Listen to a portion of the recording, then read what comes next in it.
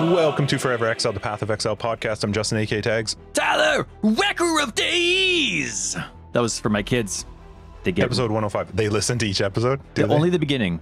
And they don't good. like it when I'm boring and professional. They like it when though I'm never professional. They like it when I'm It's true. Goofy. And then they can smile. So that wasn't to be cool. That was to be cool for my kids, which is totally different. But anyway, sorry. Episode 105. Go, Justin. 105.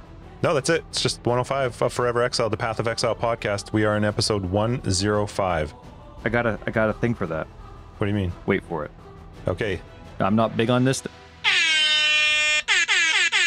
Good job. Now I can uninstall it.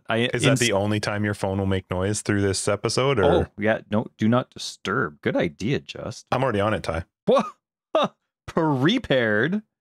Big shout out to Hannah for joining the Patreon. Thank you so much. And a couple other resubs for joining up. You guys are awesome. Your faces are awesome. We love you. If you're curious what our Patreon is, you can find out more information down below. It gets you access to our podcast after the podcast called After Dark, where we just talk about more stuff, things, PoE, whatever, what have you. You also get a card and a sticker. So you are That's right. I love the stickers. I think it's so weird seeing ourselves on a sticker. But the nice thing about After Dark is that you're about 60% guaranteed every time that we might talk Path of Exile. We always talk Path of Exile. What happens sometimes is we're like a good 30 minutes in and we're like, oh shit. PoE. PoE is a thing still. Hey, happy Canada Thanksgiving. The only Thanksgiving that matters. Though you gotta see, I guess the global one per se, the marketed one, the American one, that's really close to Christmas. Which is nonsense. Don't put Thanksgiving so close to Christmas. But they do get some. I think they do gifts. At least maybe some states do gifts for Thanksgiving, even more than Christmas. That's what I heard. I don't know. They have like anyway, we don't. What's the day where everybody Black Friday or whatever, where everybody killed each other to buy like a toaster for cheap? That's pretty morbid, but yeah. It was so much more fun before there was online shopping because then they actually did. Oh, wasn't like you get massive lineups at these places, and you just 2 or 3 days later you get to watch a video of just the sheer stupidity that is humankind killing each other over a toaster. Oh, well, like the lineups at what used to be Future Shop all night long. Oh my goodness, it was great. Bill Burr has a bit where he talks about like how you got to pretend that you're like a football player and you got to like wait for the first wave to go in and then you go in over the top. And yeah, the running back style. Yeah, now it's all online, so it's not as fun. No, it's fun. There's a lot of good deals, even for us Canadianos. We have our own. We do. Yeah. And we can take advantage of the American ones if the dollar's right. But to those Canadians out there, happy Thanksgiving, long weekend. Maybe it's is over when this comes up. No, you get one day. Maybe it's Commonwealth. Maybe we all share it. I don't know. Well, we're all Canadians, right? Happy Thanksgiving, everyone. Everyone be thankful this weekend or else. That's right. Our private league finished on Monday. Yes. So much fun to watch. Agreed. This particular comment I'm about to make actually goes into some stuff we're going to talk about later in the show, which is people play a very different Path of Exile than I do. There's a lot of people that play they're very good. They I love, okay, you said it, not me. You said it. Yeah. I mean, they're good. You're not. I get it. What the like he had 2 top 1 classes and two top firsts, 3. 2 firsts, a second, and a third. 4 top whatever it was. That's insane. Well, I had a top 50. I got 49th. Oh, just way to go. Hooray. Yep. Yeah. Anyway, you guys, everybody did awesome. It was a really fun private league. Thank you guys for joining. Yeah. We switched up the rules a little bit, let you play or win even if you're dead. We had like an insane number that was higher than what was it, like 70 plus 75 people that finished higher than me? I got to level 28 for that threshold. I thought that was pretty epic and hardcore. That was nice of you. That was very nice of you. This is so we started me being the threshold as the random draw because I would suck at hardcore. I just don't have the reaction time. I can't do that. My builds used to never even function until you hit endgame type of thing. So it was a funny joke. And then all of a sudden I'm like playing a little bit then you turn it on, you're like, forget this. Yeah, I'm hitting 60s and stuff all by myself. Can you, everybody listening, just understand that was a brag as well, and we're fine with that. Hitting 60s. Yeah, that's amazing. You all shut your mouth. But the funny thing is that then we were playing with harder mods. Like we would, sure, hardcore first time without anything on, but then we would get, and we'd add extra life, or we'd do this. We added a few extra things, or like Soul's Self found no stash, did better with no stash than I did. No rares. And all GGG does is change Act 1, and I'm like, I'm out. I can't. I got to 28 once, and I'm like, that's enough, man. That was hell. Fun though, tons of fun. So congrats to everyone, whether you were at the top and whether we noticed your name at the top, or whether you couldn't get past Hillock. Awesome job. I mean, screw you to everyone who can easily get 90 in hardcore, but awesome job. Multiple times. Yeah. God. Rude. Cheaters. Yeah. But yeah, it was awesome. Yeah. And we did modify one of the rules. We kind of went against one of our rules. There was kind of... we worded it wrong. We did. Fallon pointed it out to me, and he was right, where it said that we wanted to not let one person come in and clean house, which we've had in the past, which is not even a person who's listening to the podcast, because we had an issue where people could just come in, they weren't listeners, they weren't part of the community, and just clear house. So we changed after that one to say you could win maximum of 2 of them. We were basing it on class. In our heads, that's what made the most sense. The highest you finish in a class is what you can win. And then it was, if there was a tie for level, then it was based on XP.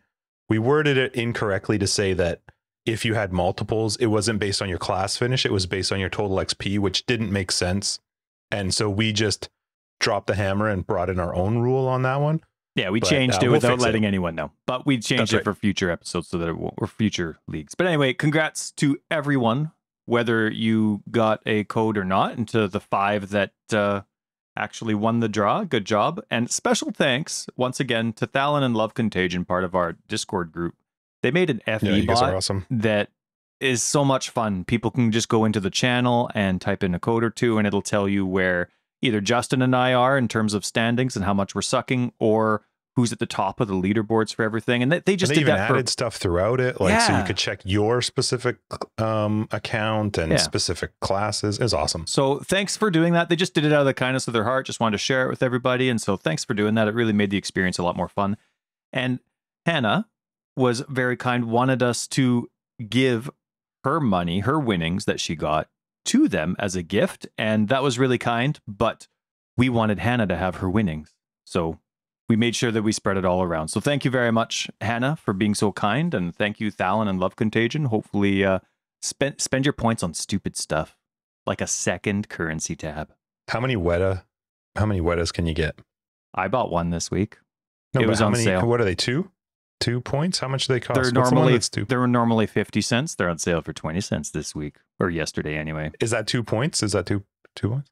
I don't know what that is. Okay. Yeah. But anyway, Hannah, that was very kind of you. Thalon, Love Contagion, you're awesome. Yeah, it was a lot of fun. We'll do another one, obviously, in 316, because that is the next league that's coming. How was your week, Ty? One quick thing. Do you think game genies still exist? What? As a thing? I think everyone that finished better than me in the private league has a game genie. There is a special, I want to say, I don't remember if it's on Netflix, but there's a special about the guys who built the game genie and the lawsuits they dealt with from the companies and all the stuff that happened after they made game genies. That's cool. Game genie was awesome. It was. Yeah, it was the best. It was definitely the best. If anybody doesn't know what that is, it's like Google for a video game now, because you can find cheats for video games now, but Game Genie was activating God mode. Yeah. It was in awesome. Old school cartridges. 'Twas. Yep. Did you have a good week? Yeah, busy. Oh, good. How was your week though? That's it. That's it. That's all I get. I'll think about it while you're telling me about your week. All right. So I've lived all over the country, as you know, and but been in BC for quite a while. And having grown up in the same place for quite a while, we have quite a large extended family. I have 5 grandparents, not all of them living now, of course, but 4 out of the 5 grandparents, just coincidentally, were in families of 14 children. So our extended family is like, the second you get past my grandparents, it's huge, right? Just absolutely huge.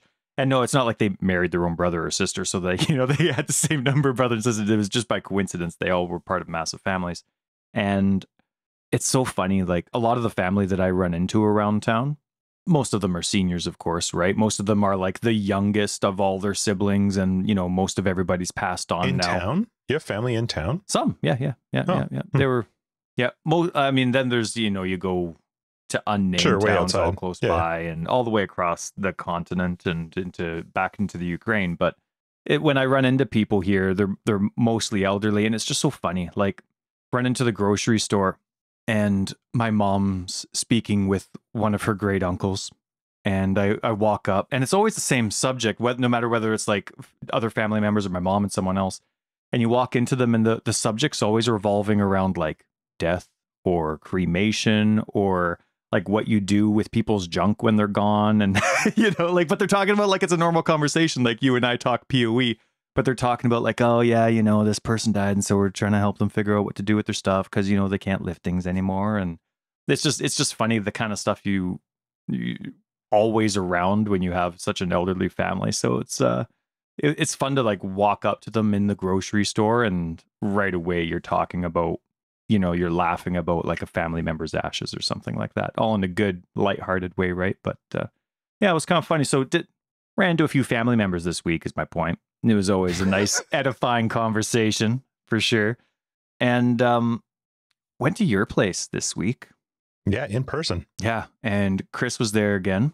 Others didn't show up. Screw you guys for not showing up. That was better. Thanks, Ian, for not coming.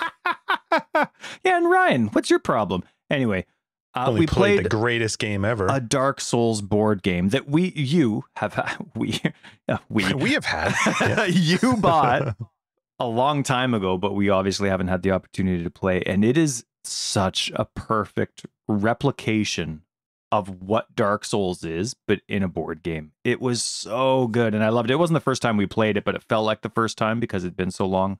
A long time, yeah. Oh man.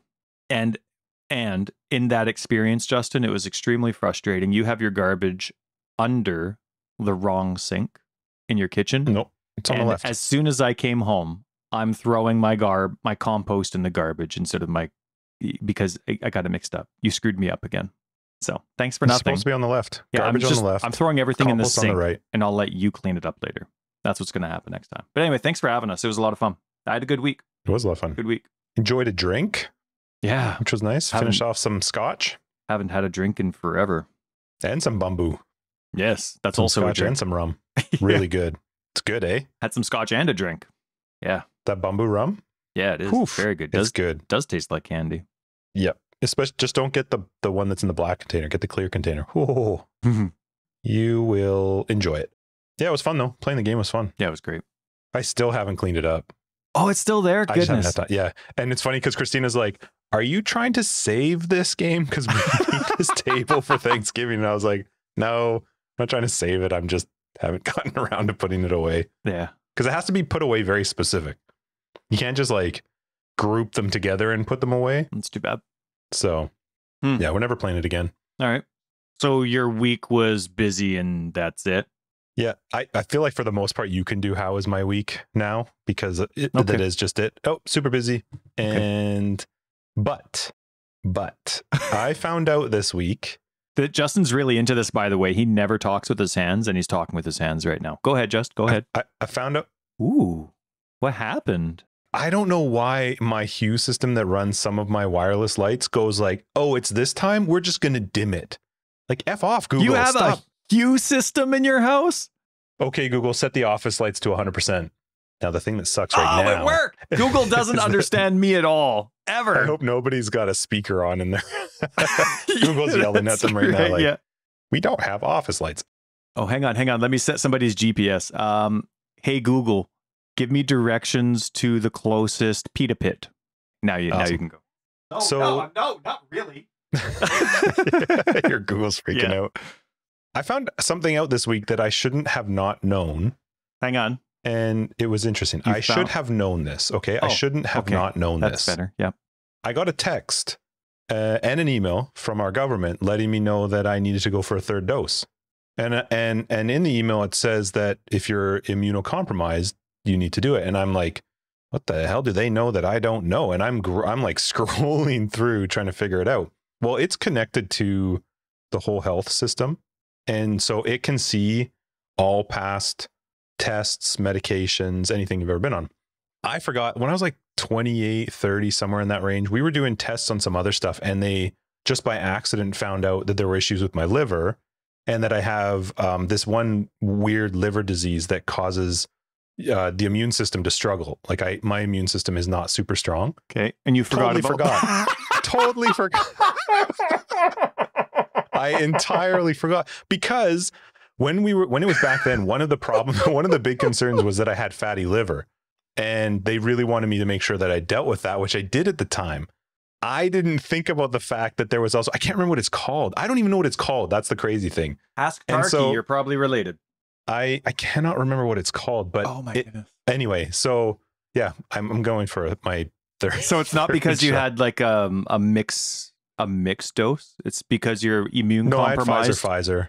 Oh, you had Pfizer. Okay. Yeah. No, it is because I completely forgot. I had to like scroll back through my stuff to try and figure out what had caused that to come up. But you know, they got my back. They got my back. How awesome is that? That's nothing but a compliment for a system that we could probably complain about for forever. Yeah. So that's fantastic. Oh my goodness. I love that so much about you. Your stupidity makes me so smart, Justin. Oh, it's so good. Every now and then, Ty, I got to make you feel good. Every so good. We're going to be talking about the pre-dev manifesto stuff that GGG threw out this week. And I'm just going to be giggling the whole time because I don't know how you forget that. Like, that's pretty bad. I forgot my arm was amputated like 3 years ago. This phantom. I don't even remember if I told Christina. And so it got me in a bit of trouble when she was like, why do you need this? Like, what's happening? What's wrong? And then I was like, well, here's the thing. Anyway, how was your PoE week? Let's quickly chat about your PoE week. My PoE week was non-existent. I paid attention to the tweets and the posts, and that was it. How was your PoE week? I really wish I played. I didn't even get a chance to play this week.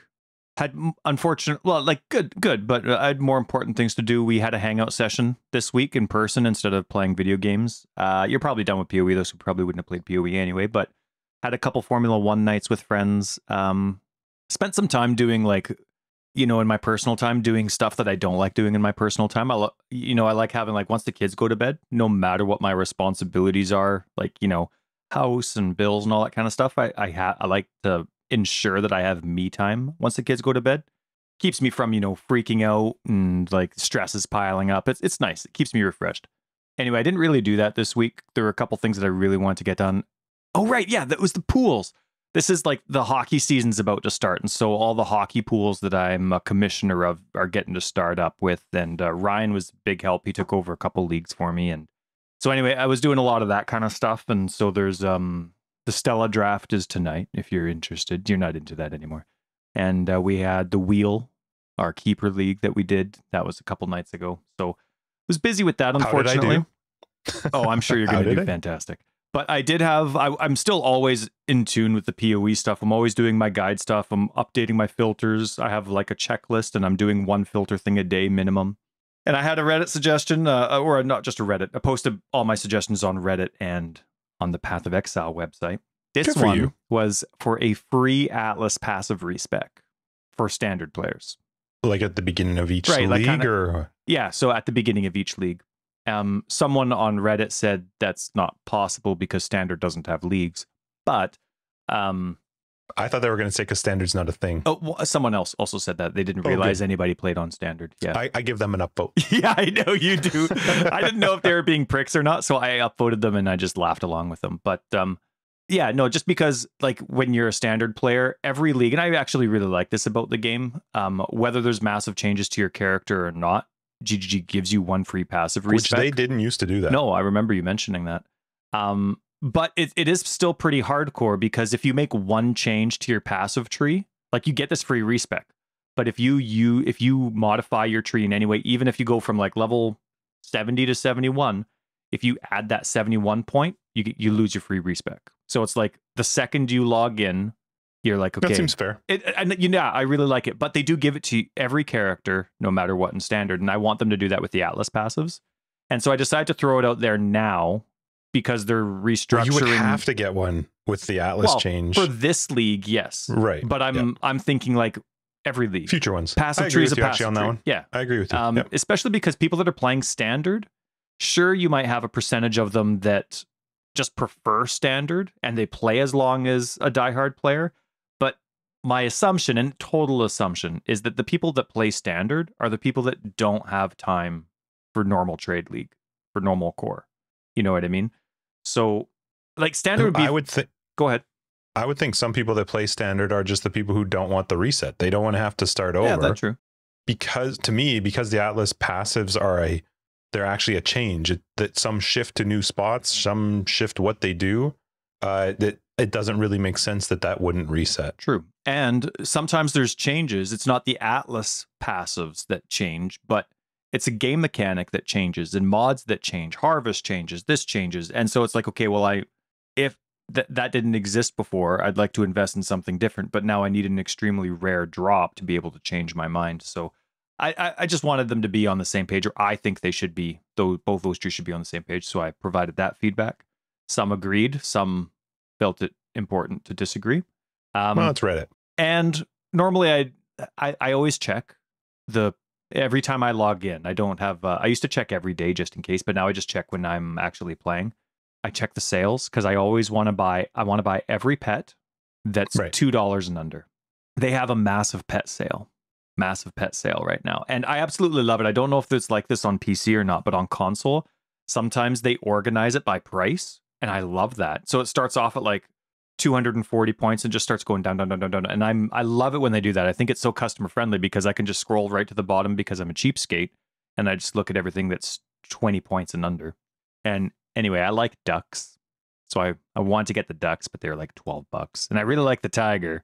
That was $15 on sale. So I bought a Weta for 20 cents. And don't you already have a Weta? Like, are you just going to buy it even if you already have it? Yeah. Every time there's a Weta sale, I'll buy one. Just because it'd be fun to have 900 all of a sudden. But besides that, I'm buying one of every pet that's $2 and under. That's my way of supporting. It's been a pretty good amount, but I'm sure. Yeah, but my wife's gonna be upgrading her tattoo soon, so now I have a free reason to just like launch money at GGG. Money I don't have, mind you, but I'm gonna launch money at GGG and just point to my arm next time. She's like, "What? What? What do you mean? What do you mean?" I'll just point to my arm. Right where she's getting her tattoo, be like, I don't know, had an itch. And she'll point to her paycheck and be like, where's yours? Yeah, that's right. Then I'll be like, and then I'll just say something about the cost of daycare or something, and not yours, I'm leaving. Something like that. Bye. Yeah, when you're the one with the job, it's like, okay, yeah, happy trails, Buster. Let's get into this week in PoE, because there were a few things. A couple. Before we, we're obviously going to get into part 1, 2, and 3. What do you got before that, though? Is there much? Well, console actually had, and I'm not like trying to push it. No, but I liked it because console sometimes has been left in the dust, but I logged into console earlier in the week. Maybe it was the end of last week. And they had the console specific date, the countdown on their splash screen. They haven't had that every league. And so it's nice that console, no matter what the numbers are, gets the same recognition, same countdown. I just like that. To me, that's attention to detail in a company, and it resonates. They should put the countdown to the PC launch. They did that one time. They did that one time. And I felt awesome. That, obviously, they didn't mean to. Things have been restructured since then. That was like 5 or 6 weeks ago. Hey, just a recommendation. Yeah, that's right. We're trying to weasel this one. No. So, but anyway, no, I liked the attention to detail, and I liked being included. So it was good.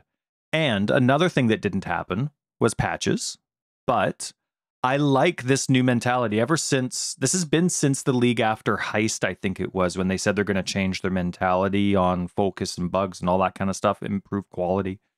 Basically, they do 6 weeks per league of bug fixes, and then it's 6 weeks of not bug fixes. And they're taking that time and those resources and putting them somewhere else. But they've married themselves to it, and I like it. Which is good. Yeah. I imagine if there was something really big, they would do it, but I like that they're just focusing on the next patch. This might not be a good example because I'm not part of the decision-making process and I don't know how it goes, but look at Flasks, right? They've dramatically changed Flasks this past league.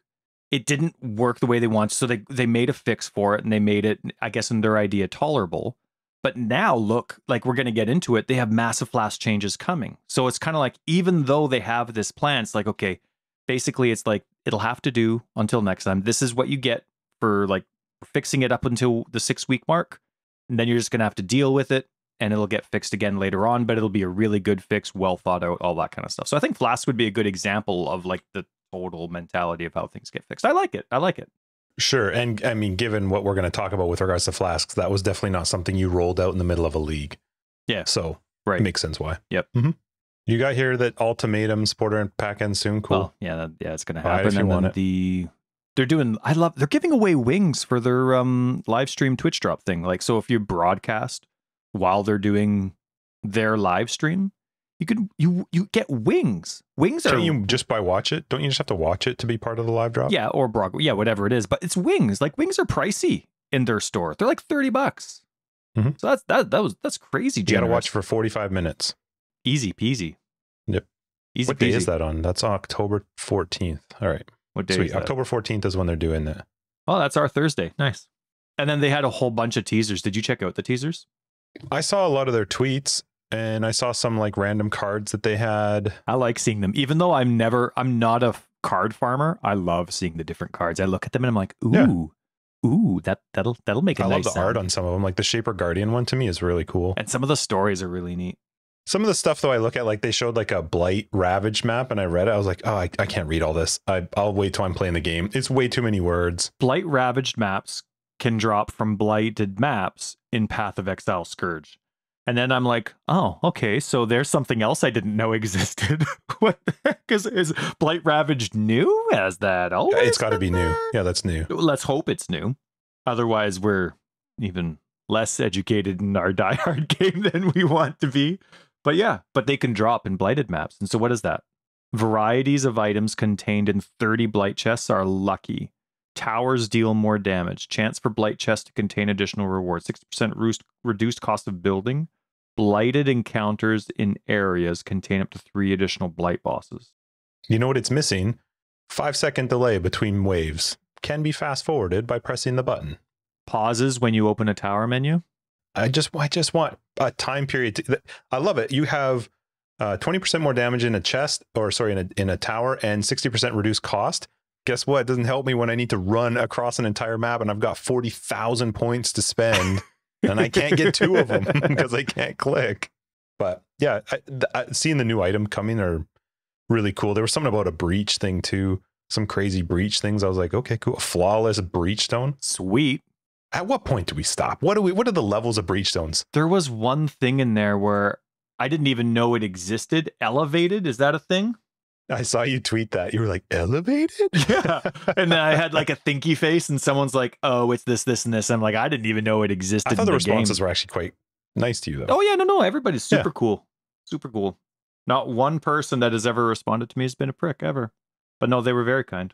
Yeah, Elevate is a thing, and we're going to pretend it's brand new in Scourge. Yeah. It's a thing. It is. Hey, they're coming out with Elevated in Scourge. Did you hear? No, that's amazing. Yeah. Oh, I'm excited to find out what it does. First time you've heard about it, right here. It's a You're tier welcome. 0. They have a tier 0. It's made up, Ty. Yeah. Made up. Fairy tales. Just like a what is it? Tier 9 of whoever the guy is? Yeah. No. Cyrus. Lies. All right, let's talk about all this pre-stuff. I gotta go pee. Pre-dev. Be right back. Oh, he's actually serious. What? Well, we'll be right back after a message from our sponsors. It's me. All right, Ryan, if you're listening, he clearly did not wash his hands. I did There's no wash way. my hands. Nope, it's not possible. No, I did. Now you were buttoning up as you walked back in. Yeah, I washed my hands. I buttoned and I zipped. Then I washed my hands and then I did my belt. The belt's not important. Right. We're going to talk about they call them pre-dev manifestos. It was a 3-part tour that they had released like one day after the other. And there's lots to talk about. Different things that are potential changes coming up that might not make it into the final thing, but this is sort of their thought process, they said, of changes they're thinking and why they're going this direction. We both read them. By the time I was reading through the second one, I was talking to Ethan and I was like, I don't know that I like this. I'm not sure. Why? Well, I like reading the manifesto and then I like reading the patch notes. Now I feel like I've got something else to read that's going to potentially be changed again, because these are not for sure changes. This is just the direction. I imagine most of this is probably stuff that's actually going to go through, but you read stuff, then you wait and see how much of that actually makes it through, and then you got to read it again. And I read these things and I was like, all right, like can I just play? Like I'm like that all the time though with this stuff that comes out. Yeah, not impatient though. You're just like, I get it. That'll be cool. I'll enjoy it. Yeah, when you're it's making there. changes. I don't need to know ahead of time. Tell me like 2 days before, and then let's go. Well, I cannot imagine how something like this has to affect the people that do path of building, because they're probably like, Fuck. No, that's there are actually so yeah. many changes. But I'm on the opposite end of you. As a content creator, the sooner I know, the better. Like, but you don't know. But there are so many mods coming. So many new mods that are coming that don't exist. So many mods that are getting taken away from certain base types. And no, I don't know exactly what they are, but now I'm like, okay, I might have wanted to book that time off before the league. Now I'm going to book that time off before the league. You know, if I was one of those people that needed to, like, the more knowledge you have ahead of time as a content creator, it's nice. For me, I had my Righteous Fire guide had some comments because there was a lot of Righteous Fire equivalent stuff in here. And so it was cool, you know, it's you know, we're nerding out about it, right? We're talking about it. My Bone Zombies guide just got way better because it's pure physical and it's definitely going to benefit from all this. So I like it. I like this stuff. It's just so many changes. I'm going to feel like a new player. I'm going to log in. I'm going to see this new tree and I'm not going to know where things are. Like, sure, I just feel like it's going to be so brand new. So many value changes for armor and evasion. Dodge is gone. Like this. Anyway, we'll get into it. But there's just so much. Right, I'm let's excited. start with the first one. Ailments. Flasks and ailments. It was the first sort of section they started on. I guess ailments was kind of the beginning of it. It was relatively short, actually, what they talked about with regards to ailments, but just that they're trying to improve how a character gets to deal with ailments now. I love how many different ways there are. Mm-hmm. Before it was a couple key. Well, I mean, there were a lot of different ways, but obviously there weren't too many. And now that just seems, without actually seeing it, I have the impression that it's just so many different avenues that you can take. And one of my biggest pet peeves in the last, who knows, 4 leagues, whatever it is that ailments are really, really strong. When you're burning, it's a pain. My normal life flask can't handle, or it just stays even. I'm not healing, but I'm not dropping if I'm burning. So this will be nice. It's been something that's been really irritating. Not in it's been very difficult to deal with, and it's been frustrating when I've died from it. So to have those extra options will be really nice. My favorite is to not take bleed damage at increased rates when you're moving. That's probably my favorite one. And that there's a couple ways of doing it. I also really like that they started to finally do something with the Pantheons. Yes. And make it so that the Pantheons are useful. Not that they weren't useful, but just way more useful now. Yeah. They even downgraded a couple of them because they were too strong maybe a year ago. But I have just the one. I have a few shout-outs on the Pantheon that I am excited to pick between. Yeah. Well, the Soul of Aracali, which is good for you because you don't even pay attention to them usually. I've started to because gear just hasn't been dropping for me.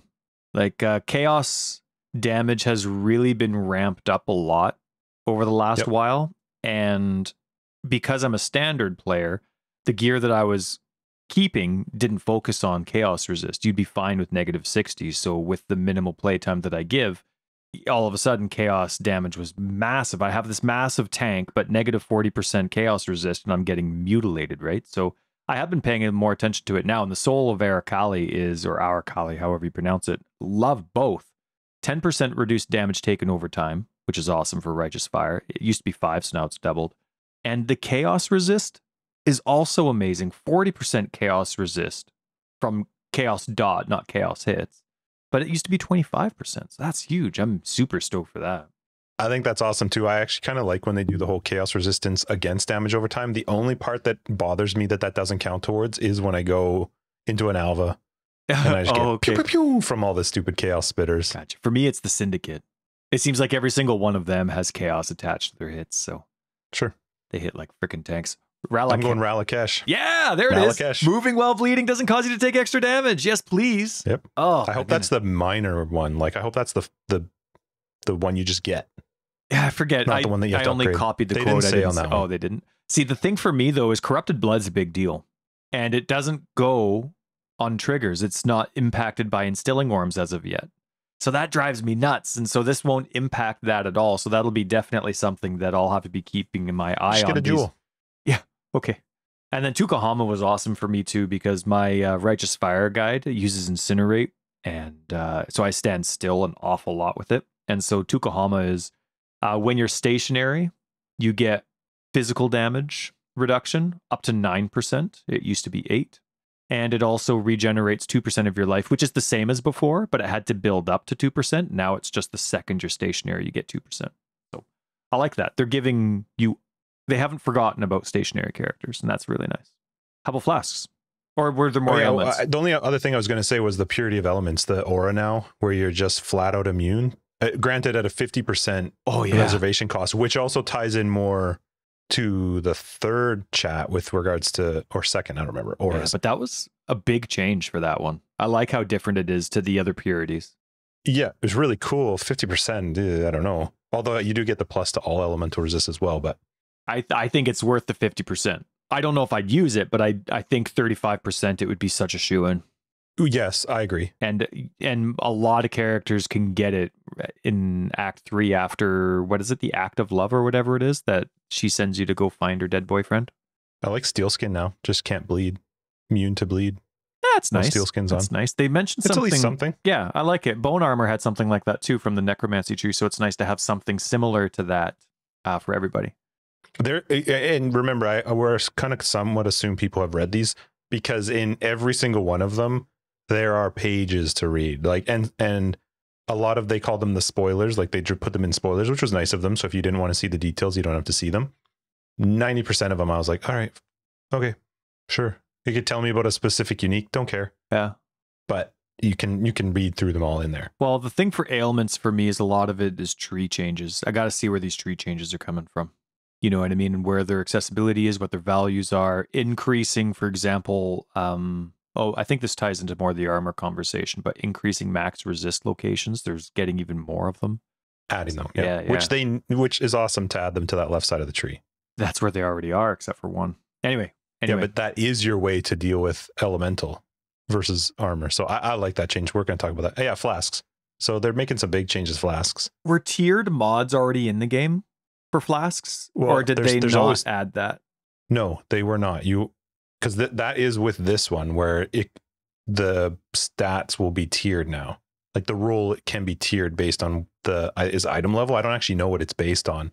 I assume it's the item level of the flask. But no, it was just flat. Whatever. The only restriction was certain item levels, certain mods couldn't roll on a lower item level. Right. Because that didn't matter before. The only item level for a flask was the item level it started dropping at, and then it was fine. I don't know that everything could roll on that first Quicksilver that you can get, that item level 4 one. Oh, I don't know. I don't think all of the bonuses, like I don't think the one that makes you even faster, I can't remember what it's called, could roll on the 4. But anyway, I could be wrong. Just as long as the flasks aren't impossible to get something decent. Not a perfect flask, of course, with all your rolls, but like just a mod you want. Or as long as like Einhart is still a viable option for getting a mod that'll help you survive a bit. Mm-hmm. But yeah, I thought it was smart for them to add the less duration tag, I guess, to all immunity mods. You know what I mean? Did you notice that? Yeah. Like, because immunity is extremely strong, but the duration of the immunity is a mod like that. So it's, let's say you're immune to fire or burning damage, but you put that on a Quicksilver flask. Well, your Quicksilver flask, I'm just throwing out a number, but let's say your Quicksilver flask, that impact lasts for 10 seconds, your movement speed is 10 seconds, but your immunity for the mod you rolled on it will only last for, I don't know, 4 seconds or something. And I like that. I think that's really strong because that previously they were married to the duration of the flask. So I do like that a lot. The thing that I couldn't quite understand, and I'm maybe just reading it wrong though, is when you have something like immunity to bleeding and corrupted blood with 35% less duration at the highest tier, is that 35% less duration counting just to the immunity to bleed, or is it to the entire? Are you sure? Because it didn't say specifically that it would only count towards that immunity. Well, I guess nothing. So I read it as like, okay, now it's a 35% less duration on the whole flask, which no, I think it's tied to the mod. Huh. That's how I read it. Right. So if I'm using something like, see, what I really want to do with my instilling orbs, which I still don't have enough of to get my characters up, but I want to have, immune to burning damage and remove burning on a ruby flask. Right. So then when that's happening, I'm obviously going to be taking more fire damage as well. So what is it? 20% less fire damage on a ruby flask. So that should last for, let's say, the flask duration, but I'm only immune to burning for a shorter period of time. Maybe. The way I read it didn't say that specifically. And so then I was going, well, that really sucks if all of a sudden you take something like you said, a ruby flask that you want I prefer the duration to last as long as possible. it would be weird to me. See, this is one thing that bothers me, and I'm going to bring this up when we talk about something else with regards to armor. The problem is, okay, so if I have a ruby flask that's going to last 10 seconds, for at least with a flask, it tells me the number, 8.6 seconds, 10 seconds, 4.2 seconds, whatever it is. If all of a sudden the immune to bleed is going to be a 35% less duration, what is that? Yeah. Yeah, and even if there's an icon, I'm never going to be able to tell specifically which one it is to know how much am I getting out of it. And that's really, I'm going to ask you something about that when it comes to armor, but it's one of the things that just frustrates me because, I mean, in this case, we'll see what it is. To me, it worried me a little bit where I was like, if I want immune to bleed, but all of a sudden the cost to that immune to bleed is a 35% less duration on the whole flask, that's a bit of a concern for me. But it also is at least better than what it is right now, which is I can't have, like there was no immunity. It removed it and that was it. I really like the old version though, where it was for the duration of the flask, you have whatever you rolled on the flask. Well, yeah, we'll have to see that. how it, like we're all thinking about it, like just we haven't touched the game yet. So maybe it does make sense. Maybe it's a little bit more visually appropriate. I'm excited for. I think immune's too strong to last for an entire flask duration.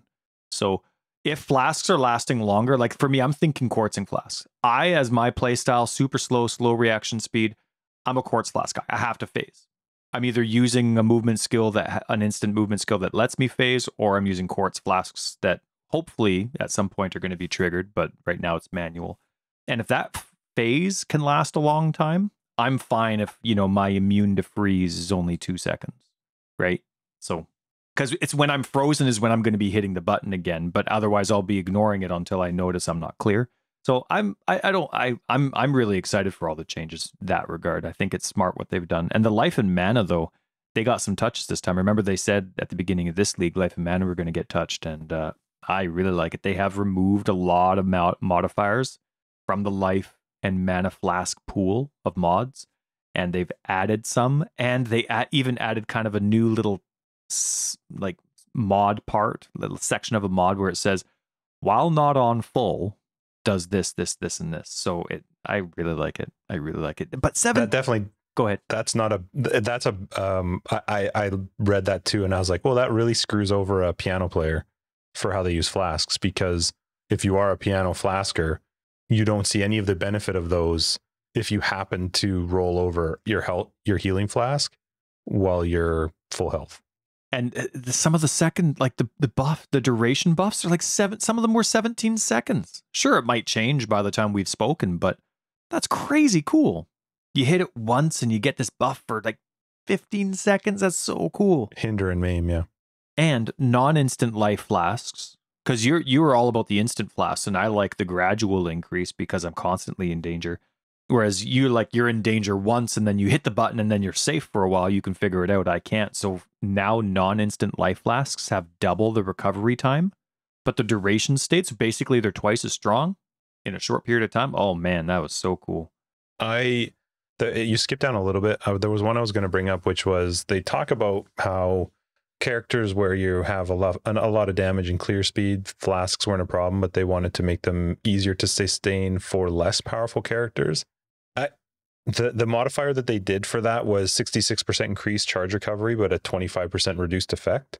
That doesn't, I don't actually feel like that's a great solution. I don't know what the solution is, but to say, okay, you're going to regenerate your flask faster now, but you're going to get 25% reduced effect. To a person who doesn't regen their flasks fast because maybe they're not a clear speed build and they're not killing tons of stuff really, really fast, to be able to say, okay, you get a 66% increased charge recovery, but you're going to have a 25% reduced effect of that flask. That doesn't actually seem like a fix to me. I don't know. I can't really properly picture the pros and cons for it. Well, your flask is 25% less effective. Yeah. But I can't really see that being what? I mean, a problem for low-end players. Well, I don't know that that's just necessarily low-end players. Not all end-game builds are going to be super fast clear speed, like filling up the... So if you take like a Jade, which has already been cut down from the last fix, and now you're getting even 25% less effective of the flask, the benefit is that you're getting it 66% increased charge recovery. So you're obviously refilling it more often, but you're getting less benefit from it. I'm not sure that that's a fix. Again, I don't know what the fix is for people who aren't constantly refilling their flasks, because I tend to play something where my flasks are always full, at least prior to this patch. Yeah, and I was frustrated with how empty my flasks were, so I'm happy with the increased recharge rate. I think that's great. But are you fine with the 25% reduced effect of those flasks then? Yeah, that's fine. Because for me, I'm using these flasks to save my butt. I'm not depending on them to make the build function. I don't know. To me, that didn't seem like a fix. That seemed like just like hey, you'll have some more flasks, but now your flasks are going to be nerfed. The benefit of them. Flasks have been dramatically buffed, and they were really cut down last league. So they're probably trying to find the perfect balance between, we don't want flasks to be the end all and be all of builds, but we do want you to enjoy them and have them beneficial. So who knows? Who knows?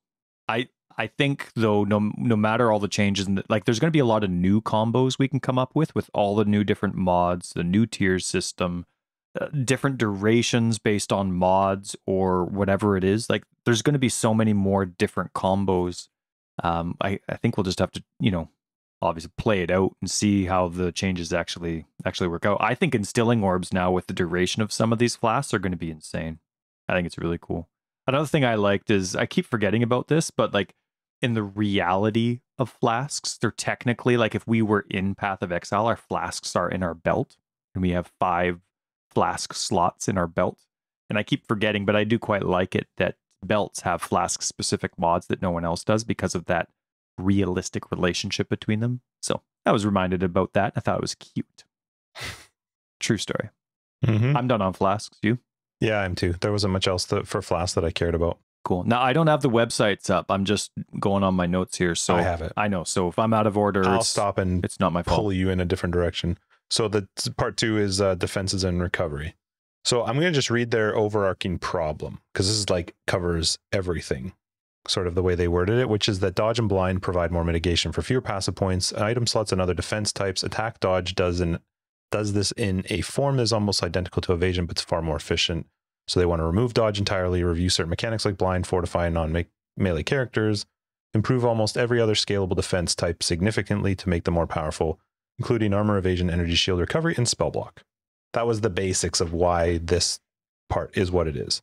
I'm going to start with the one thing that really bugs me, because most of this I'm fine. I absolutely love the idea of them going, hey, we want to make defenses stronger, easier to get, more of an option. Different, I like the idea of them flipping things up and finding new ways to play it. I'm not totally sure where I'm at with the whole idea of them removing dodge, but I'm going to focus on armor for a moment, because armor is the one out of all of these that really bugs me. Not in the way that armor works, but in the way that they describe it and that the way that they tell you how to use it. When you read through the rest of these, they talk about evasion, they talk about energy shield recharge rates, they talk about resist, but I can't remember what they are, but I'm going to compare it. The easiest to compare it to is evasion. And when they talk about evasion, I just want to pull it up real quick here, just as an example of what they say. If you wanted a 75% chance to evade against a tier 16 map monster, currently you would need 49,000 evasion rating. Now you're going to need 24,200. So this is just based on the changes they're going to make. You're going to need substantially less evasion to have a 75% chance to evade a tier 6 map monster. Really easy to understand that, right? Yeah. Armor, if you want to avoid a 5,000 hit, or if you want to mitigate a 5,000 hit down to 2,500, you used to need 50,000 armor. Now you need 25,000 armor. Can you tell me how much the smash is of one of the monsters? No. I hate this. I absolutely hate this. This doesn't help me at all. I don't know what the damage is that a mob does. Right. So I have no idea. Like, I love armor. I love playing with armor, but armor was obviously, it was really good against a bunch of small hits because you were mitigating them to almost nothing. Yeah. I really like the fact now that you're going to need much less armor in order to have a higher reduction. But this is an awful explanation. The game does a horrible job of letting you know why that value is valuable. Is there even anywhere on the wiki to know how much an enemy hits for? The like enemy an actual itself? true value? No. Right. Well, I mean, maybe certain bosses, but the wiki, the official wiki is still a ways behind. And the new wiki, I don't know. But even though, like, here's my argument. Here's my argument. If I look at something that's going to be end game, that's going to be tough, I can't think of anything specific, but if I looked at like Minotaur Slam, Azaro Slam, I'm trying to think of some really big, hard hitting physical attacks. Sure. Without knowing what the value is of their attack, I have no way of trying to gauge where I want to get my armor to. Besides just stack it all. Right. Just keep stacking it. Which is what you were doing anyway. Right. But I want, in evasion, I know. There's a stat that shows me my percentage. Here's my amount of my evasion right now. It tells me right on here, I need this amount of evasion to evade a tier 16 map monster. There's nothing else I have to think about. But that's not in the game. Nope, I don't care. They at least put it here. That's what I'm saying. This is in their page saying a tier 16 map monster, you're going to need 24,200 evasion to have a 75% chance. Yeah. Granted, I wouldn't have had any way of finding that in game, but I do have something on here now that tells me, here's your goal. Yeah. I don't know what hits for 5,000. Is 5,000 mediocre? Is that a high hit? Is that a low hit? It doesn't, you know what I mean? Like, I don't know where the 5,000 stands. And so it's really hard to figure out armor because you just stack it, but you don't actually know what your goal is. And while, yes, you could say you should just keep stacking it. If you hit a certain point, like in evasion, if I hit 24,200 evasion to evade 75% of a tier 16 map monster, maybe there's no reason. Maybe there's something else for me to do at that point to put my points into. Right. You might be blowing your resources into improving a stat that you've technically capped for your preferences. And you didn't know that was your personal cap because the game doesn't give you the information. For me, I just find that frustrating. For me too. I have the exact same problem. See, with Energy Shield, I love it. Sure, it's like as a newbie, you have a hard time figuring out global versus local modifiers. But at the end of the day, you need to learn the Energy Shield number that's at the top of that item is the flat amount you get for your gear, right? For your health pool per se. And I like that. That's a very easy in-game method to understand what you're doing. And sure, then maybe you have 180% increased Energy Shield on your tree. The game doesn't really tell you that, but you know, it's a lot more simple. Whereas in-game, for me, the issue is kind of the same with both evasion and armor. There's no decent in-game way to know your efficiency until you're finished crafting that item and equipping it. And it's only going to tell you for where you're at. So it is, especially because those mods, all three of those defensive mods, require 2 decently rolled mods, prefixes, to get to that state. So it would be nice if there was more information. Not just like an enemy wiki within the game for all the monsters you've encountered. I think that would be amazing. But also something that tells you before you've committed to an item what that total value would be. So, like, you know, like if it based it off of your tree, like, hey, based off the like 155% extra armor you have on the tree and this flat amount, this item is going to give you this much. That would be awesome to have in game for sure. That being aside, though, do you like the changes to armor and evasion and Energy Shield? I really like all of the defensive changes they've made. There's one that I can talk about once you've talked about some other stuff, which was regarding versatile combat that they made for how you could make the in the Gladiator Ascendancy, how your spell block was equal to your hit block. That's now coming out of the Ascendancy and just going to be on the tree as a keystone, but it had a pretty nerfed amount, and I don't know that I like that, especially if there's not still something like the original version in the Gladiator, but I don't think there will be because it sounds like they don't want everybody to feel like they have to go Gladiator to get that benefit. It's just okay, I'm just going to quickly talk about what it is. Just do it. Basically, if you take the new versatile combat, the wording is total perfect for how PoE likes to word stuff. The passive grants 2% chance to block spell damage for each 1% overcapped chance to block attack damage. You have to read it like 4 times to like really understand what it is. But in addition to that, it grants a minus 25% chance to your max chance to block attack damage and minus 25% max chance to block spell damage, which means if I have 75% chance to block attack, which is cap, right? And I have that just naturally if I've done that default cap. Now, when I take this, I have a 50% chance to block attack damage and a 50% chance to block spell damage. Granted, it's still nice. You got that 50% spell damage block, but that's your cap. You're done. Yeah. 50% can't go higher, but yet they're talking about how they're adding stuff to the tree, more chances to block spell damage. I don't see the benefit then. Yeah. Unless, I don't know, without seeing how the trees are set up, that to me really sucks that all of a sudden now, instead of you having this really nice max block character, which is a fun way to build a character, your max block is 50%. Yeah. And nothing else you can do to fix that. It's interesting. I have something regarding the keystone and then something regarding the block. For me, my max block character, if you want to do a legit max block character without glancing blows, you're spread out really thin. Now, granted, that might change, but you really are spread thin to get a 70, well, I guess it'd be 79%, including your shield, which could, let's say your minimum is 23% if you're planning on whatever shield and you don't want to be too dependent on its block chance. Plan around a 23% block chance shield, and then you go around, you try and fill out the rest of that 79% minus 23% on the tree. You're spread out really thin. You don't really have a lot of other space for offense and a secondary defense. And with how I was building anyway, not being overly dependent on a very specific style item. So depending on how they changed the tree, to me, block was a very high risk, high reward style of play before, because there wasn't a lot of room outside of maybe how they changed Fortify. There wasn't a lot of room for that 21 to 25% chance where you were going to get hit completely and you weren't just going to completely avoid damage. Those were huge hits because there wasn't a lot of space to mitigate elsewhere. So it depends how they make the tree. I'm looking forward to seeing it because I love the 3 counterattacks, right? What are they called? Riposte, Vengeance, and whatever else the other one is. But at the same time, like I like and I dislike when ascendancy notables or keystones get provided to everybody. I do too.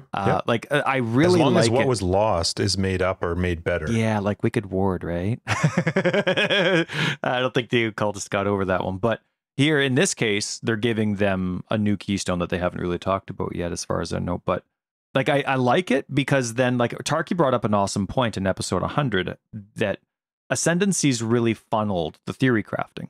It wasn't just you could pick a starting class and do anything you wanted. It was basically if you want to do a blocking character, you were a gladiator. If you want to do this type of character, you were there. You know what I mean? And so GGG's done a good job at trying to generalize all the ascendancies without making them too specific.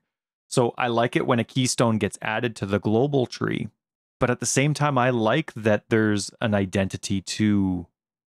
Well, there has to be. I know, and it's so hard. Like, I would not want to be in their shoes, right? Here's your blocking character, but we want everybody to block, but we really want this guy to be a blocking guy. Like, that's hard. That's hard. So I don't know. Like, I get excited for all these changes, and then I get disappointed when it's something that I really like because I wanted to keep it all to myself and I didn't want anyone else to get it. So I'm excited for them, though. I think it looks pretty awesome. Overall, I love the defensive changes. I'm really excited to see something. We've talked about this forever, for you to feel like you have some benefit to building a little bit more defensively. Yeah. I think it's really fun. I like the fact that there's going to be more max elemental resists on the left side of the tree, because I would love to be able to build a high armor, high max resist character. I think that'd be a lot of fun. Yeah. Although I just want to find out what does 5,000 damage so I can estimate where that falls in the scale of actually damage. Knowing what that number means in the game, it would be nice to find in the game without a lot of research or needing a math degree. What did you call them? What was the thing you called for the numbers? It's actually combat text, but you had some weird name for it. Yeah. Bubble numbers. Yeah, love those bubble numbers. Yeah. Nice bright yellow.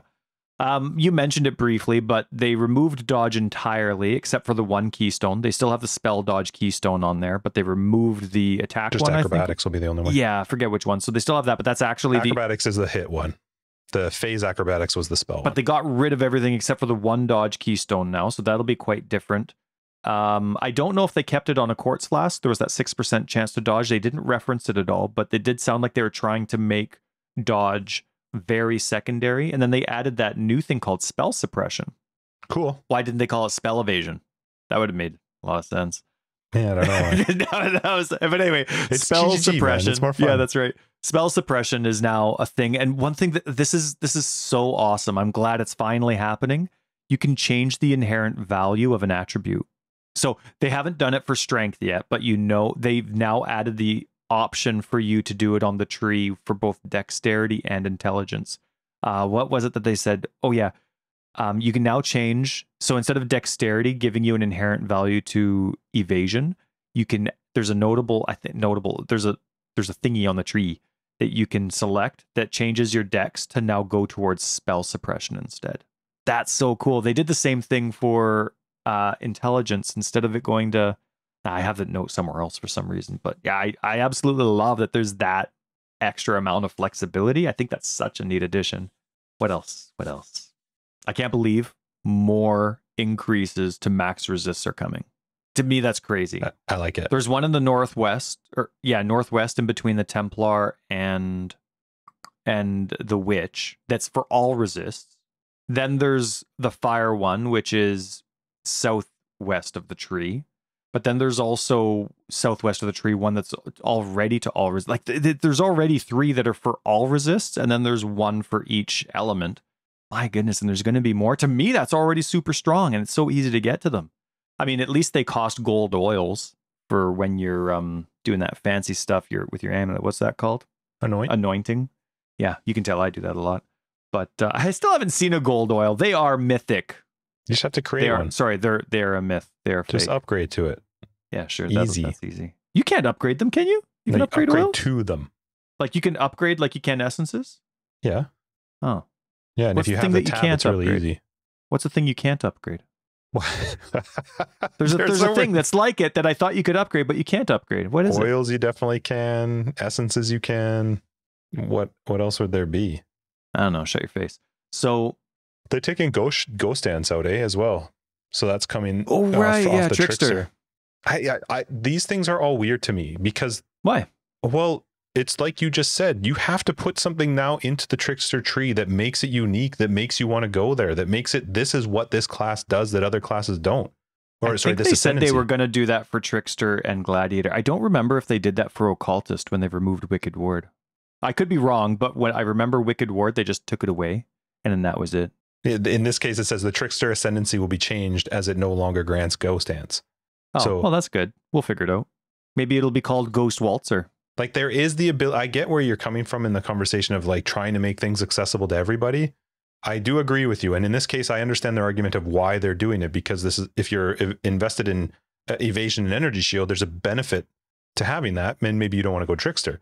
Get it, but then please make something in trickster, make something in gladiator that makes up for taking that out. They said they're going to, they just haven't revealed it yet. So hopefully we like it. If not, it'll become a notable again on the tree, and then they'll come up with something else. I love though how many people in the community know the pros and cons. Like so many times, like of like the sides of the tree and stuff like that. Well, this side of the tree, it's all this, and this side of the tree, and like the game changes so much, but so many times you can get focused on a very specific build that you're not actually learning the tree. You're just looking for where these things are on the tree. Like if you're doing a dot build, okay, well, where's all the dot damage? Okay, super. You know what I mean? It's not like you're actually memorizing the tree, and there's going to be thousands of players that play this game that don't actually know the themes of each quadrant of the tree per se. They just know where certain nodes are and where you go for certain clusters. But to have some of these issues like, well, there's not enough of this type of defense over here, or there's not enough of this, or what does this kind of character do for this type of mitigation, is like, man, there's some really knowledgeable people that really see the game from a global perspective out there. So it was pretty cool. Unless those are all just GGG knowing this and they're finally just doing it. But have you ever heard of this word, Justin? Yes, Justin, many times. Heterogeneity? How do you say it? I saw that. I don't know. Heterogeneity. Oh, you say it so much better than me. Do you know what that? Have you ever heard that word before? God, why are they using that word? Like, come on. I love it. I love it. We're not a bunch of English professors. Like, we play Path of Exile here, guys. In the notes, it said, we feel that our system needs more base type heterogeneity. Yeah. Oh, man. Didn't you read that and go, totally. Finally. No, I'm not making fun of the person that knows this word and put it in. And maybe we're the only two people, but oh my goodness. Who over there is that walking dictionary? Because there's no way that they have like everybody there. No, maybe that's just a normal word in New Zealand, and that's just what they talk. Hey, so how's your heterogeneity today? I don't know if I ever want to meet that person. I would sound like the biggest moron in the world. They're going to be talking to me in their normal English, and I won't know anything they're saying. Do you know what it means? Do you know what it means? Because Yeah, I just Googled it, and its Google dictionary, its definition is awful for the person who already doesn't know what heterogeneity is. The definition is the quality or state of being diverse in character or content. So how does that? Basically, it's diversity. Right. Okay. Go ahead. Well, it's just so there's a passage of scripture that says even a fool can feign wisdom with silence. If I'm around somebody that knows these words, I'm just staying quiet. That's the only way they'll think I have any smarts about me, because the second I open my mouth, I'll be like, and they're going to be talking about words that I've never even heard of. So anyway, heterogeneity, it's a thing. Yeah, they talked about it with regards to the the base defenses that would drop on base types. It's a weird one. What? Well, the values will just be from 0 to 10% higher, and for energy shield values are going to be 0 to 20% higher. But I don't know that I like a variance. I'm not sure I like that. It's not guaranteed anymore. I don't know how I feel about it. Like, did I just get a 4% increase on this one, or is this? I hope they tell you. They're not going to. Energy shield has a variance of up to 20%. 0 to 20, yeah. Oh my goodness. Imagine like doing like Shaq's CI build or something, but now it's like not only are you looking for that one base type with a tier 1 roll, but you also need to have prefixes, but now you're looking for a T1 roll of, so maybe there's going to be a new orb that lets you change the percentage of your T1 roll. A hidden percent that you don't even know. You just have to guess. Yeah. But I was looking at this, and Energy Shield looks really good. There's a lot of really cool stuff that they were hyping in there that looked good, and I was starting to think about Shaq's CI guide, and it would be really cool. Yeah, especially CI, right? I haven't touched CI in forever. No, me neither. Well, but for me it was because of the Flask situation. There were too many ailments that would keep damaging me for me to recognize fast enough, and my energy shield wasn't going up. But now that they have instilling orbs, once I get enough, I could probably do CI pretty stress-free, right? Because then I can deal with burning damage, and I can deal with the fear of being frozen, and I can deal with corrupted blood, that kind of stuff. For me, it was because life was just easier and better for a while. It is. It makes sense to me because energy shield's typically a defense, and all defenses require 2 decent mods, 2 different prefixes, whereas life is just the generic life, right? It's typically supposed to be what you invest in. So I like it. I hope that's something that, like we were talking about, simplifies for Path of Exile 2, where you know more about the decisions you're making within the game itself. But I do like the complexity of defense needing 2 prefixes and then life being your 3rd prefix. I like that layout. I really like how gear is. Did you see the changes to Fortify?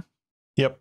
Curious to see what the numbers are when the patch notes come out, how Fortify is impacted by your damage, where that caps, and what the minimum would be. Yeah, I mean, as long as they don't really screw over a melee character, then I'm fine. I get where they're coming from of trying to make it so that a spellcaster can, but not as easily.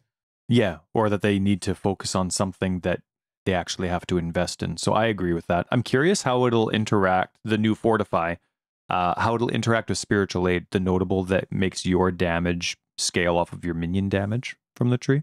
I'm curious how that'll integrate, because I'm always thinking minions. Yep. Overall, for this one, I'm excited to see increases to defense anyway. Like, I am really excited about that. I just wish there'd be some more clarity, specifically around armor. And you are right. It should be around evasion too, because you don't know that you need 24,200 evasion to get 75% on a tier 16 map. Well, I wonder what the percentage is based on that it shows you in the tooltip. Like, when you go to defense, it does tell you your percentage chance. Is that based on a specific tier? I don't actually know. Anyway, are we good to move on to part 3? Almost, yeah. I have a tidbit of filter stuff that I want to throw in a short one. How does this count towards defenses? They're adding a lot of mods to the game, removing a lot of mods, but there's a lot that they're adding, and I really hope that they let us know what those mods are specifically. Like, I want to know which ones they're removing and which ones they're adding and what they're called. Because the game filters on un-ID'd stuff, the only way that you can filter ID drops, like Val drops and stuff like that, is by the actual name of the mod. So for example, Merciless is the strongest one-handed percentage physical damage one, right? Merciless is tier 1 physical damage for a one-handed weapon. I think it's Fearless or something like that for the flat physical damage. Of Liquefaction is one of the top tier 1 dot mods. One of my favorite ones actually is Of Celebration. That's one of the top for one-handed. That's one of the top ones for attack speed. Like I'm looking at the names. This is totally side subject now, but I'm looking at the names of these other mods and like they make sense. Fearless or Merciless, right? Like that physical damage, it's coming, it's merciless. Or Of Liquefaction for dot. Like, yeah, you're burning, you're melting, whatever it is, you're liquefying. That makes sense. Attack speed is Celebration. And all I picture is somebody that's just like, just like, yeah, just like, just attacking, but they don't stop. They never run out of energy. That's how I picture Celebration. But anyway, like as a content creator, filter person, you want to know what those names are of those mods. Not just that some were removed and some not. I really hope they're, well, I know, I want to know what they are in the patch notes because I want the filter to be relevant right off the bat. I don't want to have to wait for whatever site to update, but then hope that they have all the information. I don't know how they get that information when it's not in patch notes. So hopefully, because they're making a ton of changes, I hope that the patch notes are helpful to content creators and filter people. So anyway, but I'm really excited for it. It's just I'm nervous. I want the filters to be relevant right away. So hopefully with all these massive changes, they have time to have some really nice, thorough patch notes or filter information for people. I'm excited for it. But yeah, auras, dots, do it, do it, do it. Okay, so I don't actually have a whole lot to say about this. I don't know enough about aura bots. I didn't even know curse bot type thing was a thing, and I read that going like, what the hell? Why doesn't Tyler do this? But I like the fact that, and I hope that they don't lose the ability for a character to be a support character. Again, I don't know that they are. I have no idea how an aura bot works. I have no idea how these changes will affect them. It sounds like they will affect them quite a bit. But I don't mind the idea that you could play a support character that is buffing your team and not necessarily doing the killing. So I hope that they don't just kill that method of play. And it's funny because reading some of this is where I came into this idea in my head of laughing, like people play this game entirely different than I do. Like this is not a way I would ever think to play. They're so insanely min-maxed with their gear, but I just hope they don't completely kill out this method of being a support character to an entire team. I don't think that that's a bad thing. If you play in a group of 5 or 6 people and your job is to buff the team, I don't think, this is probably, a lot of people might disagree with me. I don't think my experience should be the same as a group that's playing in a group of 5 or 6. I'm going to experience less. I'm going to get less. I'm personally fine with that. It doesn't affect how you play the game, doesn't affect how I play the game. So I just hope that whatever they do in some ways buffs or allows players to play more in that way if they wanted to solo and still do damage, but not just crush the team side of a build, because I would like there to still be that multiplayer side of Path of Exile. And if someone likes to play the support role, an aura bot is a good way to do it.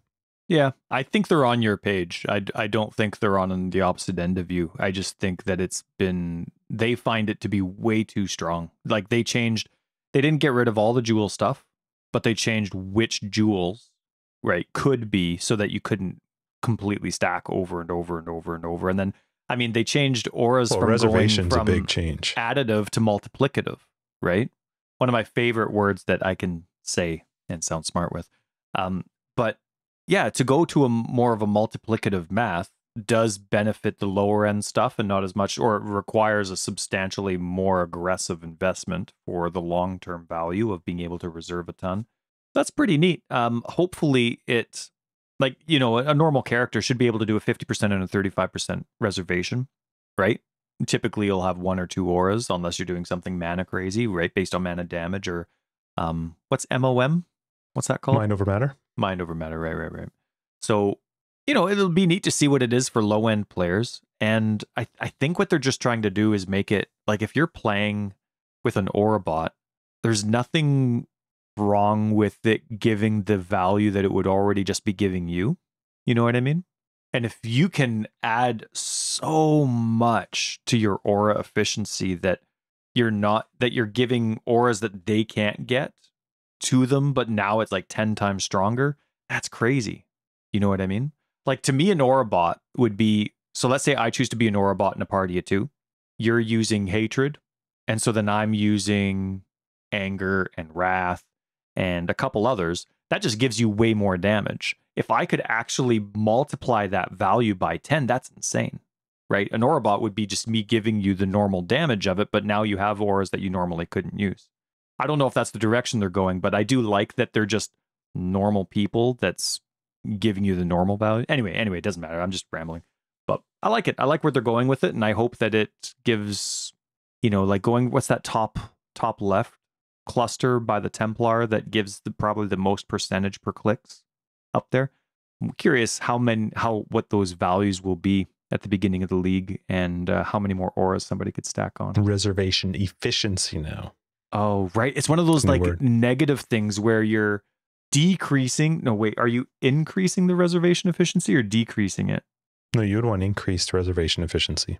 Right. It's one of those to bring it up, you bring it down. To me, it's like a conflicting wording there. But yeah, anyway, I like it. And dots, oh my goodness, Justin, dots got crazy good damage increases. It's crazy. I love it. I know a lot of people probably won't, but not having to worry about EE and EO sometimes now is kind of nice. Perfect. Yeah, I like it. I know some people won't for sure, but I'm all right with that. Yeah. No, I think it's awesome too. To me, Elemental Overload was extremely strong for no investment at all. It gave you so much damage, but now, as far as I can tell, it only benefits the skill that hits. Right. Which I really like. I think that's awesome. And Elemental Overload has gone to Exposure, which I think is really smart. It was just to lower resists is extremely powerful in the game. And for it to be just completely free when there's so many easy ways, like you could still do cast and damage taken 1 with ball lightning or something, costs you almost no mana to cast constantly. And so I really like it. I really like that it's down to Exposure. It was the Elemental Equilibrium, the one that is now Exposure based on the hit that you make with that type. Right. So I quite like how they've gone about it. I think they're still extremely relevant. It just changes the types of builds that use those nodes. I saw some people freaking out about elemental minions. I think they're balanced now. To me, elemental minions were just easily strong because of that. And so now I think elemental minions are kind of brought down to earth. I've always used, well, not always, but the last year and a half, I think I've used physical minions, and I've quite liked them just because of how Pride works. I've quite enjoyed it, and brutality is just so strong; it's really hard to get rid of. But I used for a long time. I used elemental equilibrium with hatred with minions because the added cold damage was just so strong, and then you use frostbite with it, and it was just, oh my goodness, it was strong. And then to add the ailment factor to it, you're adding chill and freeze with all those hits. It was crazy. So I think it's nicely balanced now. Plus, all the dot damage got buffed as well. All the skills got some of them were pretty substantial base damage increases, and they've said they've added more dot values through the tree and through items as well, so you can get even more. They just added apothecary's gloves to the game a few leagues ago. They're probably irrelevant now with all the different dot modifiers that they added to items that can roll on items. Now there's so many of them. I really hope they're listed. But yeah, the apothecary gloves, they give I think up to 15% increased damage to dot. So now with all the extra additions, I hope they're not irrelevant. I hope there's still a reason to go for them, or maybe they'll buff them up. Who knows? But overall, Justin, I absolutely love these changes. I'm really excited for what it's going to do to kind of... It seems like they're core. They're not changes that are made for the sake of variety, like they sometimes need to do within a league. These are core changes that seem like they're going to stay, kind of like the intention of this last league. So I'm really excited for them, whether we understand them or not, or where they are. These seems like things that are going to stay and we need to get used to, and can't wait to see what the new norm's going to be. Yeah, I really like all the armor change, or not armor, defensive changes. I'm excited to see all that. The rest of it's kind of, I'll see it as we go. I'm really curious to see how now this leads into the manifesto, which leads into, sorry, do we see do we get the thing with them before the manifesto? We do, don't we? Their announcement. So it'll go into the announcement, then the manifesto, then the notes. I'm really curious to see what does this change in a league release. We've not had it before where there's been this, you know, pre-dev manifesto information. We've never had this before. This is the first league where they've said, here's some stuff we're thinking of, the direction we're going to go. I know they're trying to do this to avoid, you know, what happened last league. So I'm really curious to see how that leads into the league announcement, the manifesto, the patch notes. Is it better? Is it a better thing that you knew it beforehand, or does it just extend the bitching so it's a whole extra week and a half earlier? I'm just curious. I like it. Yeah. Everyone's different. I like this. The more I know, the better. And it's not because I have to know. As a content creator, I like to know, but until I actually have the information I need, it doesn't change much. But I'm a nerd fan. I love it. Just give me stuff and I'll like go hee about it, and I'll absolutely love it. So it's a good thing and that's why it's good that we have this combination, because for me, if it wasn't for the podcast, I would have not read it. Probably I would have waited till the patch notes and the manifesto, because this doesn't do anything. This is just, if they release it early, you complain. If they release it later, you complain. We get it. We get it. Manifesto and notes come out at the same time. This to me just doesn't make a difference. It's cool. It's like, okay, cool. But I think I'm still in the mode of being irritated with all the podcasts and all the like Chris trying to, you know, appease people. I feel like I'm still in that mode of like, okay, like I'm fine. I'm going to play the game. That's just, I want to see the release. I want to see what is Scourge. What is this league going to be like? Show me the fun stuff. I'll figure out the build later. Scourge. All right. I think it's good though. We've gone a little long. Wait. We covered Meaty on YouTube. You were all disappointed that our last podcast was like 45 minutes. You're like, what? You didn't even cover my way to work. So Meaty, trying to avoid Tyler as much as possible. And this time we went way over. This is like an hour and a half long. We're going to have to do after dark, after school again. Nope, starting in 5 minutes. Anyway, thank you guys for joining us for episode 105, Forever Exile, the Path of Exile podcast. I'm Justin, AK Tags. Tyler, Wrecker of Days. We will catch Patrons in After Dark. Everybody else will see in 106. If you're looking for more information, you can find it down below. We got a website, foreverexiled.com. We are on Twitter, foreverexiled82. We've got a Discord. If you're not in there, you should be. And then you can find our Patreon and other ways to support the podcast down below. Bye. I gotta go to the bathroom again. Just wait. Worst.